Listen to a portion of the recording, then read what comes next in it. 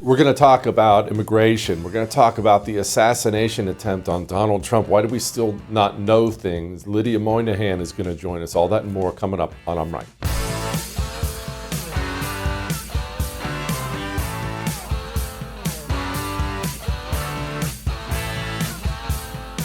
Okay, so this is going to be kind of a two-part little talk we have here before we get into the Butler assassination in a few minutes, and there's just so much more we have to get to on the show, dark money, all kinds of things. I'm going to talk about immigration and the liberal white woman. Let's first address this part of it. We're going to go to the very beginning of this. This is a concept that is as old as time itself, and something we've talked about before. Tyrants. Evil men who are in positions of power in any country, they want foreigners to come in as fast as humanly possible. It's always been this way. I think it was friggin' Plato was talking about this. It's a very simple concept to understand. If I'm an evil person in charge and I want to burn down America, I only have to concern myself with people who love America. Americans who love America, people who have a loyalty to it. They're my only threat. If I can bring in people who don't have that same affinity for America or for whatever country I'm in charge in, well then I'm on a gravy train with biscuit wheels. I'll promise to give them a little bit of cheddar cheese as I'm looting the country, and nobody's going to stop me. It's been done a million times before. It'll be done a million more times throughout history.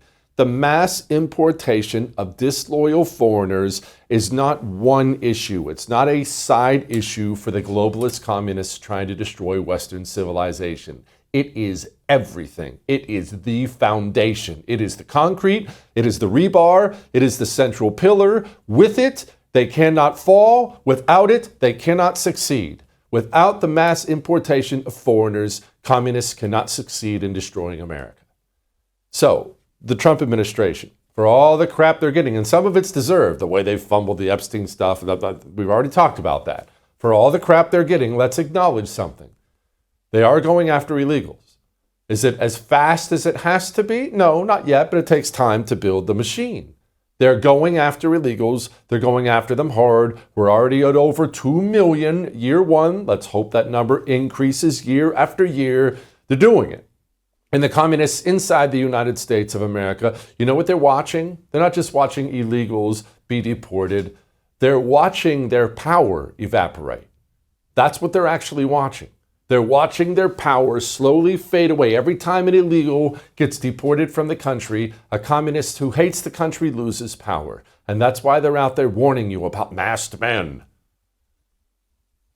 But also at the same time, in our states and many others, they're sending masked, armed individuals to snatch law-abiding residents off the streets as their own children scream in terror. And these ICE agents running around our communities like masked bank robbers, terrorizing women. This is not what we want in our country. This is not what we voted for. Maybe in Chile under the dictatorship, maybe in other dictatorships like North Korea and China and Iran. But in this country, we don't have masked armed agents ripping civilians out of their cars. We have witnessed masked gunmen kidnapping our neighbors off the streets, and my understanding is they're outside waiting to do it again. Are Republicans really that stupid to think that you can have masked men going around the country beating up brown people and throwing them in unmarked cars? Now, you know why they speak that way. Well, they want the mass importation of foreigners, but there's another aspect to it. You have to sell that. You have to sell the mass importation of foreigners because Americans are going to obviously push back on such a concept. In order to sell that, you need to find someone to sell it to. Who are the people in America who are so stupid, brainwashed, and naive they will accept that you should bring in a bunch of gang rapists from Guatemala? Well, they're known as liberal white women. They just busted up a child trafficking ring in Charlotte. It's freaking horrible. It's like the worst thing you've ever seen. But that may have made you happy. It may have made me happy, but not the liberal white woman. I'm a member of several groups here in Charlotte that are working behind the scenes to make sure that our migrant community, immigrant communities are safe while conditions are icy. So I'm here along with a bunch of other concerned people to make sure that families feel safe, that children get home safe, and that families know that they don't have to come out and put themselves at risk while this is happening. Seems like a really coordinated effort. Very coordinated effort. Yeah. What do you think about that? Like that effort to do this? I think that it's abhorrent that we have to do it, but the response has been incredible in the community, and I'm so glad that people are stepping up and putting themselves out there to protect our neighbors and our friends and community members. Anything else you'd like to say? Trump, can I say that? If you're an evil tyrant in America, anywhere around the world, you have to find someone to sell your evil demonic ways to. And fortunately for you, there are millions and millions of American liberal women who are so dumb, easily manipulated, that you can sell them, filling up their own community with gang rapists, and they will buy it. Truly just broken. And that's what we're up against. We have a huge show for you. Maybe you remember that little day where someone shot Donald Trump in the head.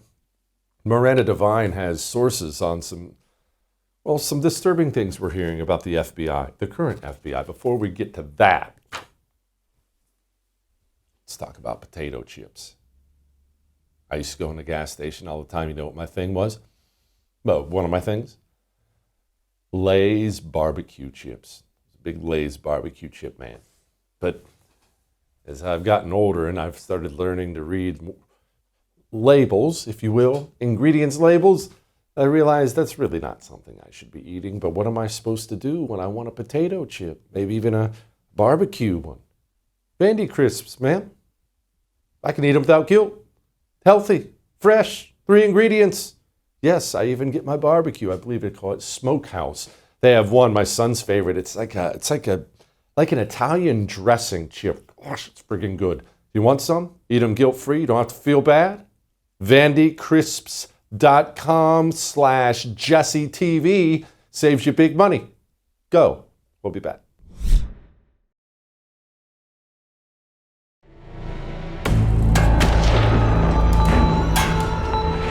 Remember when someone tried to blow Donald Trump's head off in Butler, Pennsylvania? That was kind of a big deal. Shot him in the ear, did most definitely kill Corey Comparator. And then Joe Biden came out and pretty much said everything's fine. Look, we're going to work it out, but everything's fine. I wonder how fine everything is. Joining me now, Miranda Devine, host of the Pod Force One podcast.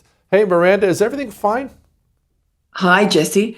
I don't think so. I think that if you look at people like Ron Johnson, whose job it is as a senator to do oversight of the FBI, why has he had to wait now at 16 months to get information that he requested on that assassination attempt, things like camera footage and forensics and other documents, and to the point where even under Donald Trump's FBI, Senator Johnson had to subpoena Kash Patel, the new director, for that information on the 12th month anniversary of Butler in July.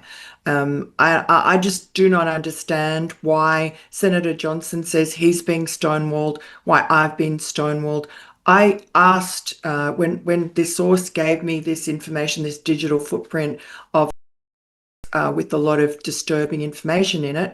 I asked the FBI if they had had any contact with any interaction at all, any body complain about him or inform about him to the FBI. All I got the answer back was no comment. Christopher Wray and his deputy Paula Bate told Congress that they'd had, they said they searched the database and found nothing on which is kind of a weaselly way of very finely passing that information. FBI people have told me, given the violent nature of his online statements over a long period, it is inconceivable, I'm told, that the FBI would not have had him on their radar and paid him a visit, at the least. Okay, as best you can, understanding that this is a PG show, what kind of violent statements are we talking about here? Most of us are just criminally unfamiliar with this online world of chat rooms and dark crap these people get into. Well, look, my source found about 17 online platforms that had a presence on, had an account, and YouTube had the most number of comments. There are about 700, and this is where interacts with other users. They chat about things. Sometimes there's frequent connections with certain people. They have this little community of chatting. And so he would say, comment on a YouTube video of Jonathan Turley talking about the impeachment of Donald Trump. And this was in his anti-Trump phase towards the end of his digital footprint that we see before he went dark. And he's saying, well, you know, Trump was stupid. That's one of his comments. Earlier, when my sources first started to pick up his online activity, he's very pro-Trump, says he's the epitome of patriotism, very anti-Democrat. In one of his statements, he says in all caps, murder the Democrats. He's very antagonistic to Ilhan Omar and the squad. And then he flips in January of 2020. You know, in December of 2019, he's pro-Trump, anti-Democrat. In January of 2020, he's just done a 180. Suddenly, he's anti-Trump. He's calling Trump a racist. He's calling Trump supporters sheep and in a cult.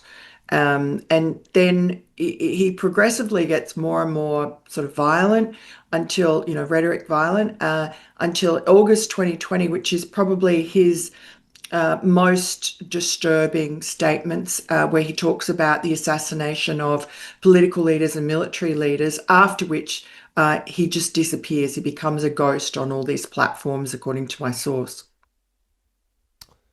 Miranda, so before we move on, touch on a couple other parts of this. You've combed through these things. You're the one with the source.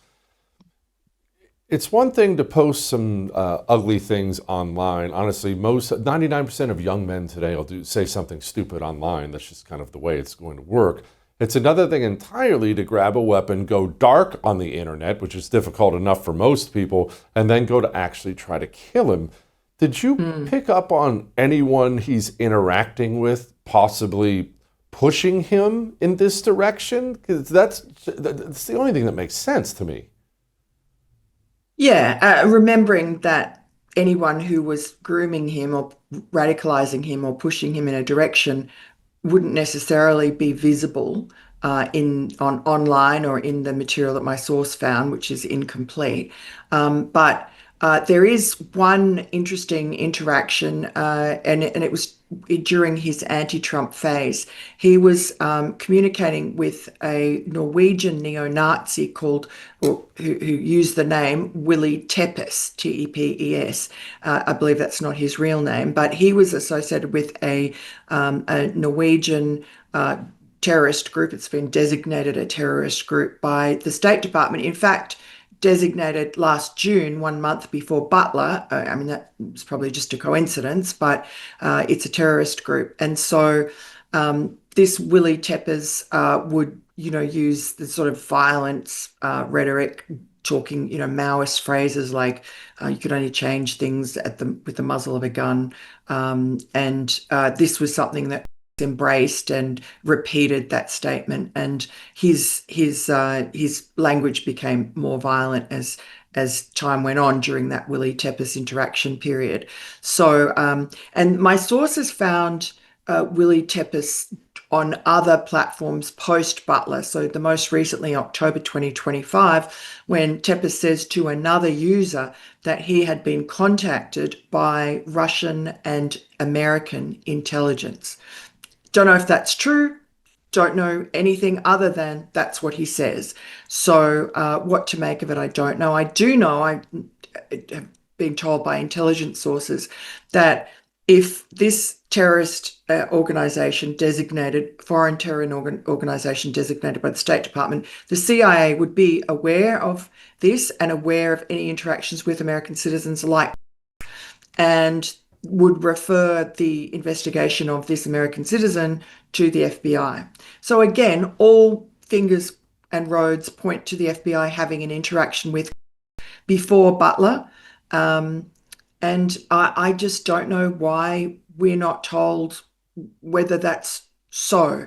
Certainly, Christopher Wray said that they hadn't, but he parsed his language very carefully. And when I asked the FBI last week, when I was doing this story, a number of questions, including did they have any connection with or interaction or any communication about before Butler, I got the answer back, no comment.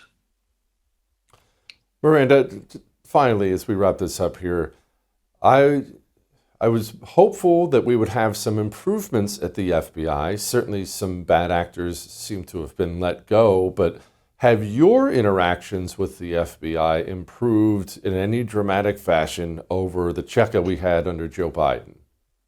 No, not at all.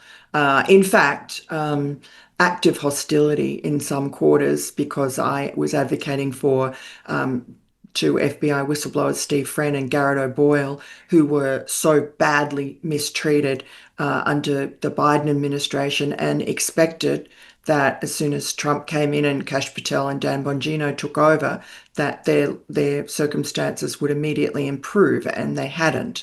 They since have been reinstated, but I mean, they still haven't got their back pay. And Steve Friend's still sitting at home. So I, have been critical of their treatment and said they were betrayed because they had many interactions with Kash Patel and Dan Bongino before they took these lofty positions at the FBI, and after that were ghosted. I understand they've got busy jobs, but Scott Bessent, Treasury Secretary, also has a busy job, and he managed to find the time and the heart to reinstate the two IRS whistleblowers who put their reputations, their careers on the line, and they are now have got promotions and are working for Treasury Secretary Scott Bessent in reforming the IRS and ensuring that what happened to them and the railroading of that Hunter Biden investigation never happens again. Steve Friend and Garrett O'Boyle are honourable people and were whistleblowers and forced to do that. And they are patriots, and they could be very helpful with reforming the FBI, but they were just ignored and cast aside. And so when I pointed this out, I got a very hostile reaction. So it doesn't bode well, I think. No, it certainly doesn't, does it? Miranda, thank you for all your work. I appreciate you. All right. So let's talk about the economy, the refocus on the economy with Lydia in a moment. Before we get to her, let me help you out. Chalk. Natural herbal supplements from Chalk. Maybe you've heard me talk about taking a male vitality stack every day. Maybe you've heard me talk about that for 3-4 years? I've been taking it 4 years, I think now. Maybe you've considered a female vitality stack. Maybe you're thinking, I want more energy. But maybe you're hesitant. May I make a suggestion? Try some chocolate powder. Listen, go get a bag of chocolate powder. It's delicious. You put it in a glass of milk or a smoothie, something in the morning. It's really my breakfast half the time. It's packed full of vitamins and minerals. Tell me you don't feel so much better, more energy all day long. Good kind of energy, not the energy drink. I'm dying. Try it. Chalk.com/JesseTV. We'll be back.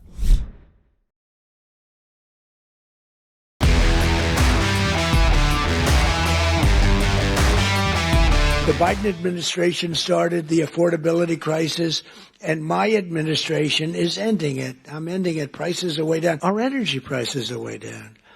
And despite hamburgers being a big business, energy is one business that's bigger. When you get energy down, everything else is affected. If you start bringing the price of gas, that's like a massive tax cut. Prices at McDonald's are coming down. It's moving down.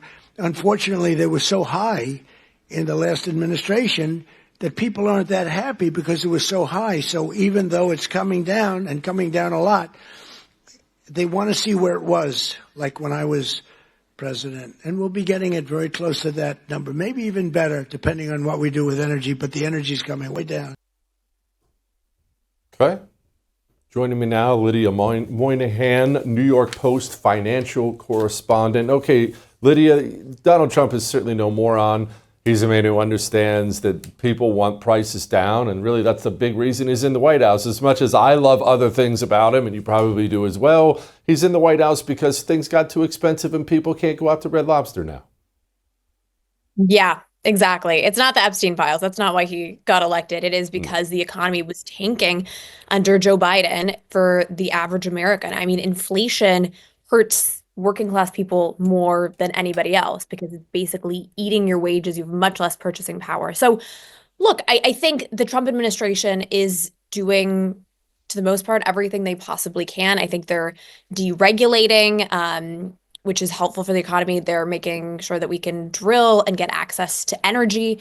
That's taking prices down as well and will have sort of a spillover effect. But it does take time for these things to happen. And the other thing is that inflation is almost impossible to reverse, right? If you're speeding down the highway at, let's say, an inflation rate of 10 miles per hour, that was basically what inflation was at under Biden, and you slow down, you're going 9 miles an hour, you're still moving, right? You're just not moving quite as quickly.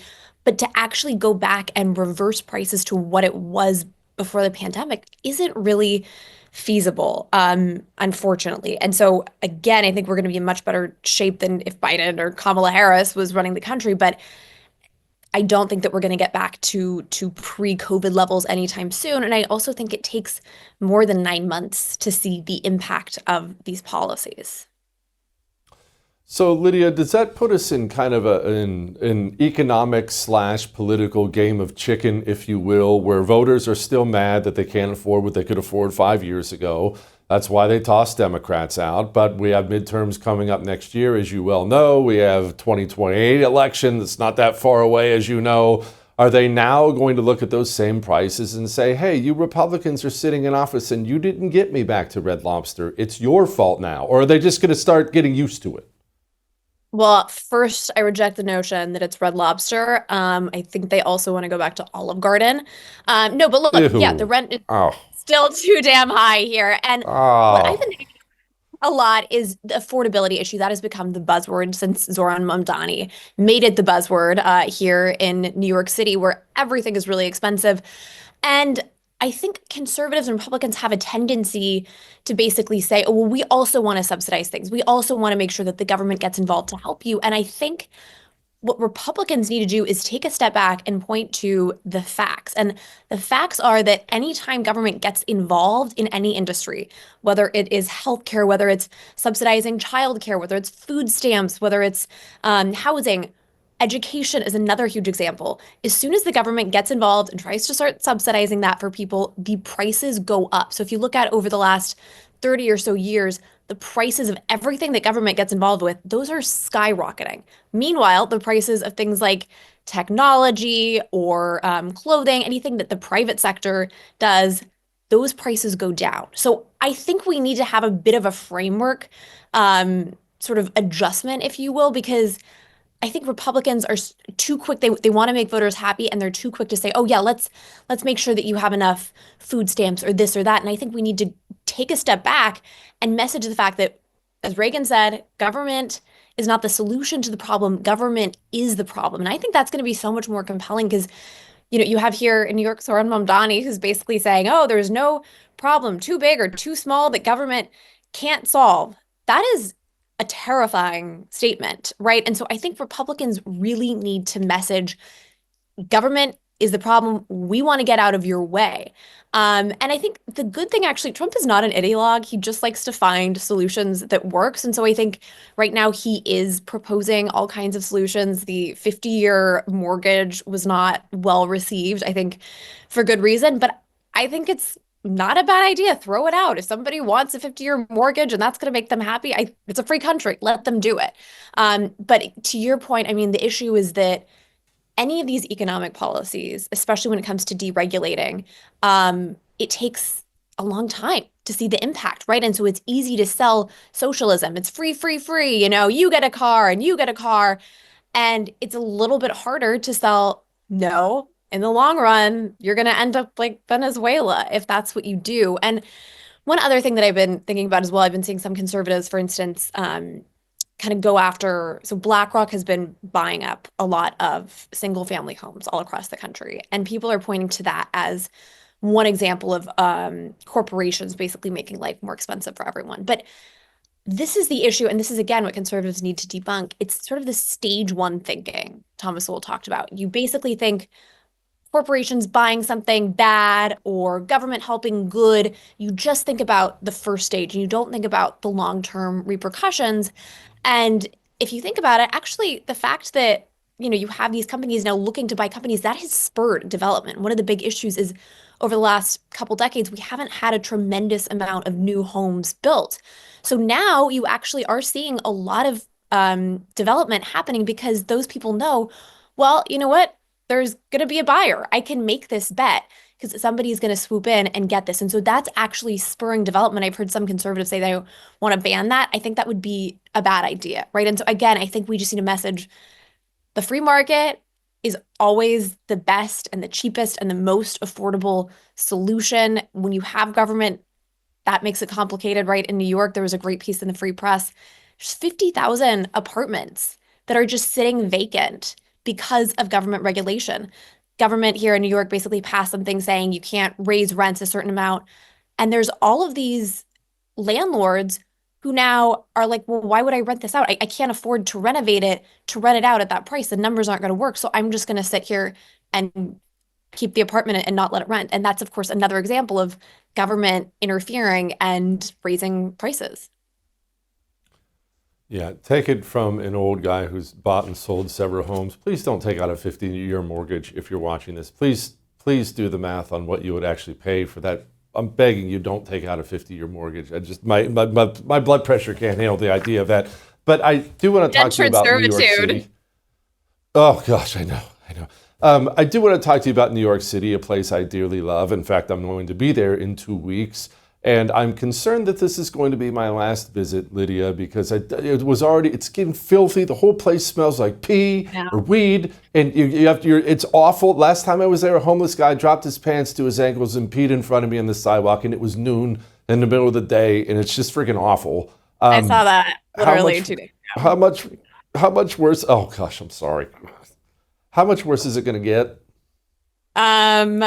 I think a lot worse, not to be glum here. Oh. But if you think about Eric Adams, kind of feckless, kind of corrupt, but at least he wasn't embracing and pushing for defund the police and all of these crazy ideas that Zoran Mamdani clearly believes. He's like kind of walked them back in the last couple months, but there's literally 5 years of him tweeting, defund the police. The police are queer and racist, and there's dozens and dozens and dozens of times that he said that. So I think we could be pretty clear that, what he was tweeting for 5 years is probably what he's going to do more than what he said in the last 2 months right before the election. But yeah, I'm really concerned. And it's interesting because we saw sort of one group of Republicans say, oh, this is going to be great. Republicans can run on Mamdani and win the midterms. And isn't that going to be fabulous? New York is going to be a disaster. And we can point to that as how socialism fails. And I think Trump actually now is also saying he wants to work with Mamdani. And he was very clear during the primary that, no, we want to save New York. New York should be like a crown jewel of the United States. And that's what we want. So look, I don't know what's going to happen, but I guess, so my hope is, and if you look at who voted for Mamdani, a lot of it is foreigners. In fact, if it had just been native-born Americans voting in this election, Cuomo would have won. If it had just been working-class people, Cuomo would have won. But it was a lot of foreign-born people who, for whatever reason, maybe felt that Zoran Mamdani reminded them of where they came from. I don't know. But there was a lot of sort of champagne socialists as well. And I read this story this week about how the mayoral victor in Seattle, running on a socialist platform, pretty similar to Mamdani, how her parents still give her money. And I have a theory that parents still giving their kids money is the root cause of most of the bad policy in America. And I say this because I have a lot of friends here.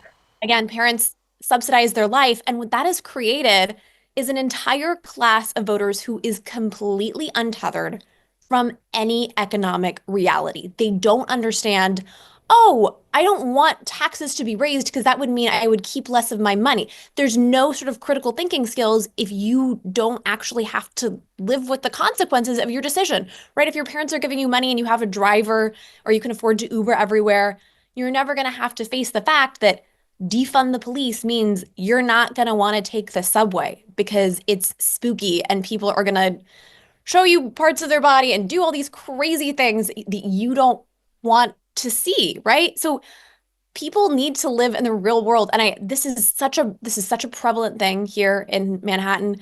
Middle class or upper middle class kids from all over the country move here and their parents help them out. And then they just think it's chic to be a socialist.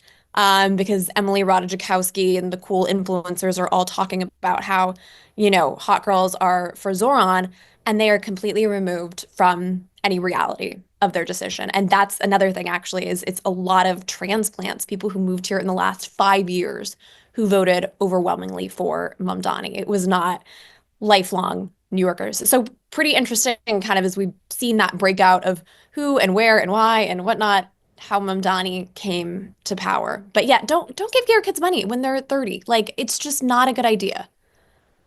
Good God. Lydia, you know what else isn't a good idea? Taking the subway as a young woman. Why are you taking the subway? Get a freaking Uber or something. What's wrong with you? I mean, it's expensive. That is the issue. You know what? I have gotten pepper spray, which of course is something technically illegal in New York City. You can't get it because why should you be able to protect yourself in a disgusting city that our horrible blue state leaders have created? So I do have that. But yeah, I also city bike a lot, which it's funny, probably is more dangerous, but it feels a lot safer. No, one sort of, I guess, glimmer of hope. I don't want to be one of those people who comes on and talks about how the sky is falling and how horrible things are, because we still obviously are super privileged. If I could live any time or place, it would be still right about now. But Elise Stefanik, who has been such a voice of reason, she was the one, of course, who was grilling all of the university presidents about anti-Semitism on campus. She has announced her candidacy for governor here in New York. And the polling, again, a year's a long time, as we know, anything happens. Everyone thought Cuomo was going to win a year ago, but Stefanik's polling is very impressive and people don't like Hochul. So I am very confident, actually, that she stands a very good chance of winning. Lee Zeldin, who I didn't think would get very far. He actually almost he came in very close to Hochul in the last election. So my hope would be that people in New York kind of start to wake up and literally look around. Like are people just, I don't know, blindfolded? Like, do they have their blinders on? I don't understand how somebody could walk through New York City and think like, I think we need a social worker. Like, how could you reach the conclusion that Mamdani is going to solve these problems? I'm honestly baffled by it.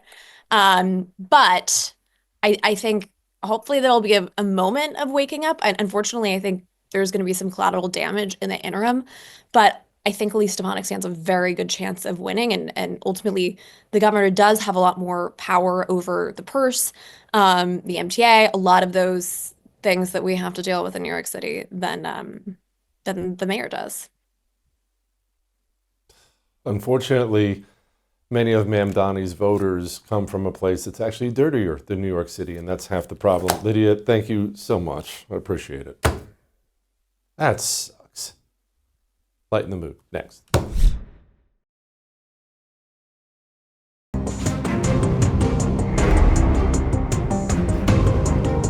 We need to get dark money. That's that hidden funding behind too many campaigns contributions. We need to get it out of our politics.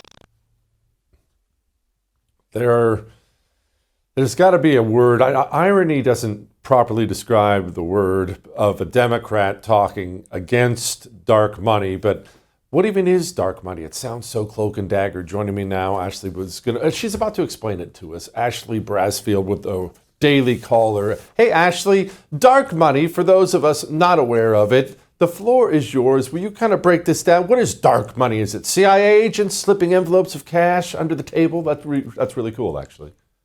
Yeah, the way I describe it is just it's very hard to track and it influences elections kind of on the daily. I just did a story on this specifically on the Tennessee 7th District special election that's coming up soon in December, replacing the Congressman Green, of course, who was one of the head chairmen in Congress. But this is kind of just one of those things that, you hear about the George Soros influence, the Arabella group that kind of funds a lot of these elections. And in this case specifically, they were trying to fund the independent candidate. They saw that the Democrat candidate wasn't really winning out here in any way. And so they decided to just kind of switch their tactic and go to the independent candidate in order to beat the Trump endorsed Republican, Matt Van Epps here. So this is kind of one of those things.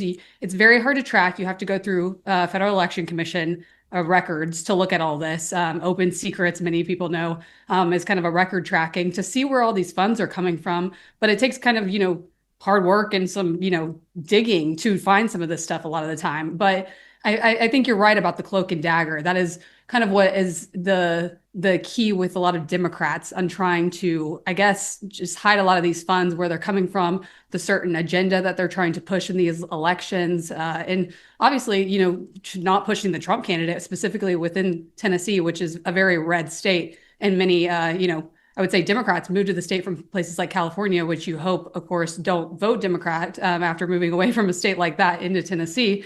But it is a very important seat in Tennessee. And I think they're working in ways to try and defeat the Republican candidate as really the best they can in any way. Ashley, can you lay out for me, just pretend like I'm a complete drooling idiot, which should not be very difficult. Lay out for me why it can't be tracked. I was told that all this money is public. I know the FEC has a website. Can I just pull up the website and I can look at who donates to Donald Trump or Ted Cruz or any Democrat? This is public information. Why can't you track it? Are you just being lazy? No, I think this particular PAC is called Your Community that was funding the Tennessee district election. And this is the case for a lot of these scenarios with this dark money is you can't, it goes back to an address in Delaware. And so there's no name linked to the address. It's just a house address. But it's a lot of these that, these nonprofits that are being funded to push the Democrat agenda, but you can't find a certain name or person that it's linked to. You can find these kind of groups. And of course, Arabella is one of those that is linked to George Soros, very well-known dark money Democrat, just activity that goes on within elections across the country. But this one specifically is very interesting due to it being a Tennessee election and then linking it to a state like Delaware, which is extremely random. Yeah, that would be random. AOC said something extremely random. Here was AOC. I want to say this right now. I fully welcome Trump voters into our coalition. And I know that sounds crazy to some people, but just hear me out. I cannot tell you, it just happened to me like 2 weeks ago. I can't tell you how many times someone has pulled me aside and said either I was once a big Trump voter and a Trump supporter and I watched Fox News every day, but then I started to kind of expand my world and where I got information, and now I've learned and now I've changed and I'm with you and I learn from you. Or people who meet me who are really big Republicans now, and they are shocked when they meet me because they're like, you are nothing like I was told you are. And you start to see the cogs turning. Yeah, I would like to say that's not happening, but where are we at right now with the movement? I know the honeymoon phase doesn't last forever with the new White House, and there's always going to be problems. That's the way it is. Are we solid? Have we lost a lot? Have we lost a little? I don't think they're all globbing onto AOC. Yeah, I mean, I don't think they're all clubbing onto AOC, that's for sure. It's kind of more, I would say she's more progressive wing of the party, if anything. So it's hard for me to believe that a bunch of, MAGA supporters would go and say, oh, we, align with AOC. That's really hard for me to believe. to say, I think you're right about the honeymoon phase, to say that we're not in a place where there is some, contingency within the party on certain issues. And the one that comes to mind, of course, is Israel currently. But I mean, I think when you saw the last 3 elections that happened in November with Virginia and New Jersey, and of course, the New York City mayoral race, where you have somebody that's very similar to AOC, Zohran Mamdani, win that race, it's a lot of young voters, and they're capturing the Gen Z demographic specifically, and specifically, like I said, on the Israel issue.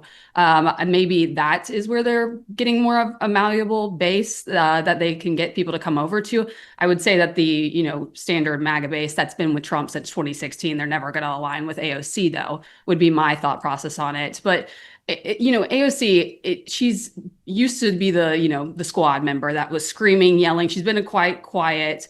There is this battle that's still happening even within the Democrat Party that's being overshadowed, and nobody wants to concentrate on right now because of the in-party fighting that's currently happening. But, the progressive wing fighting with the establishment, you're seeing this in places like Maine with Graham Plattner, who we call Maine Mamdani, actually. And you saw this in the New York City mayoral race where Schumer never endorsed Mamdani. And a lot of these elections, it is this kind of different characters of Democrats, the establishment, moderate, low-key type, I would say. And then you have the loud voices like the AOCs, like the Mamdanis. But Schumer doesn't want to, acknowledge them, and they're battling back and forth with each other. And I think the DNC is eventually going to have to make a decision on who they kind of want to go with here and what's going to work on a national level. Isn't time working against the moderates, though, Ashley? The truth is Schumer is probably reportedly retiring in 2028. Joe Manchin's gone. Nancy Pelosi's retiring to drink vodka for the rest of her life. The younger, more radical communists all look like you and not Chuck Schumer. So doesn't time say they're taking over no matter what? It's looking like that.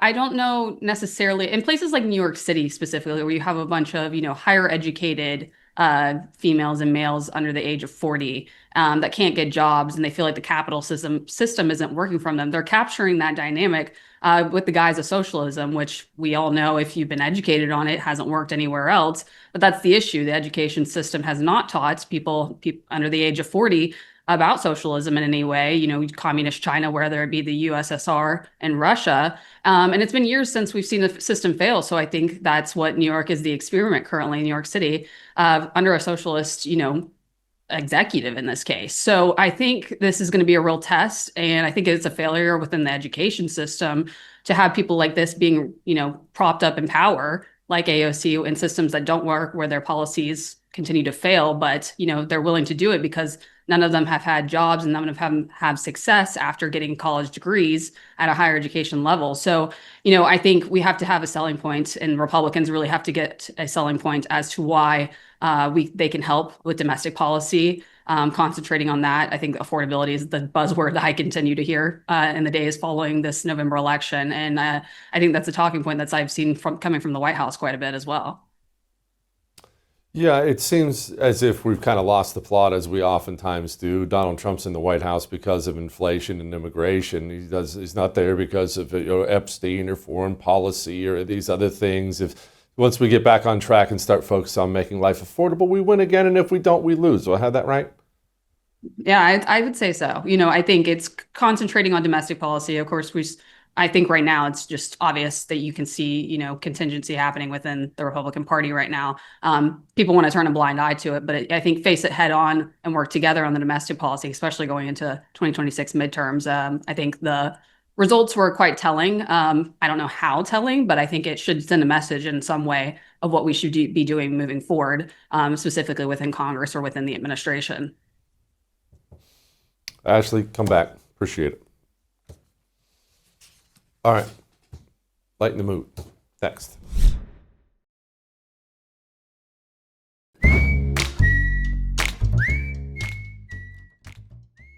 All right, it is time to lighten the mood. And we've had a talk like this before. Father Time is undefeated, isn't he? Look at me. If you've been watching this show for a while, you'll notice I look a little different up top. Maybe you've noticed this is getting a little grayer by the day. Father Time is undefeated. He comes for all of us, of course. And for the longest time, Nancy Pelosi, Grandma Vodka, ruled Washington, D.C. with an iron fist. Both parties were afraid of her. She was sharp. She was hard as nails. Now, this is how she's doing. Any questions on the subject for our colleagues? Where? See? Yes, sir. There. I thought I saw someone over there. No? No questions on the subject? No. No. No. Yes, okay.